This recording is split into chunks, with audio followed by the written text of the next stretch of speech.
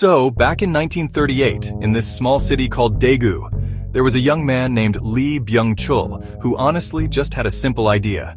He wanted to start a business. It wasn't some grand plan for a global empire, not at that point anyway. It was just a humble trading company. He named it Samsung, which, by the way, means 3 stars in Korean. The name was meant to represent something big, lasting, and powerful. He began by trading dried fish, local groceries, and noodles. His resources? Well, he had a small truck and just a few dedicated employees. Samsung's journey was never just a straight line to success. It was filled with turbulent storms. Some pretty immense challenges really tested its very existence. The Korean War in the 1950s was one of the darkest periods. The conflict devastated the country, and Samsung lost nearly all its assets. For most people, that would have been the end of the road. But for Lee Byung-chul, it became a moment of trial and resilience. He refused to give up. He started over, rebuilding the company from the ashes.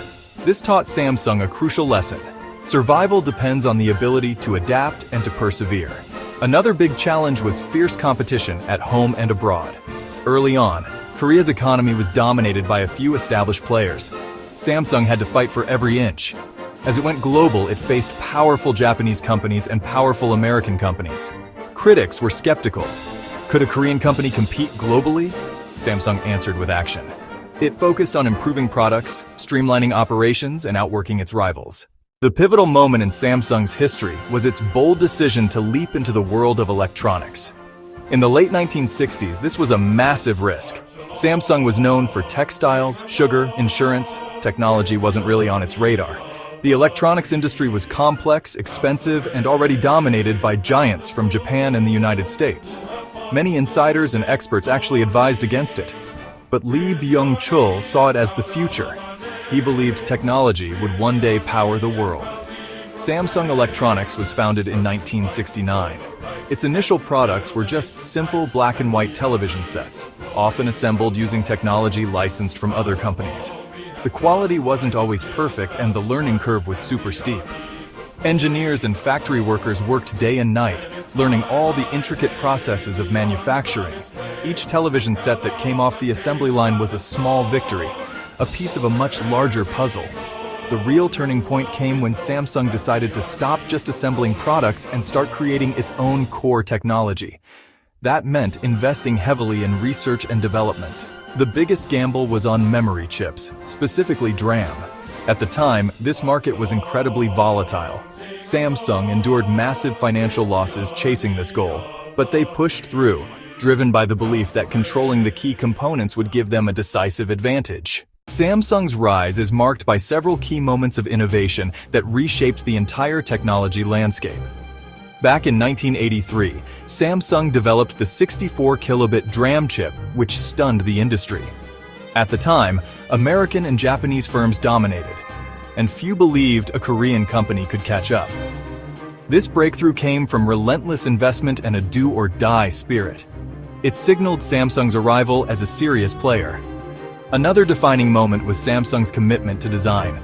For years, products were functional but uninspired. That changed in the mid-1990s under Lee Kun-hee's philosophy. He said design would be the ultimate competitive advantage. Samsung opened design centers in Seoul, London, and San Francisco. This focus led to sleek products like the Bordeaux line of LCD TVs in 2006. The wine glass design was a hit. Of course, no story of Samsung's innovation is complete without the Galaxy S series. The launch of the first Galaxy S in 2010 was a direct challenge to Apple's iPhone. Samsung leaned into its strengths, cutting-edge AMOLED screens and powerful processors, creating a vibrant and compelling alternative. It showed Samsung could integrate hardware into a single loved device. From folding phones to first digital TVs, Samsung pushed boundaries and leveraged hardware expertise to create unmatched synergies. By making its own chips, screens, and batteries, it could innovate faster and control the entire user experience, fueling global growth and turning Samsung into a brand that defines modern life. Samsung's story has become more than just a corporate history. It's a powerful symbol of hope and aspiration.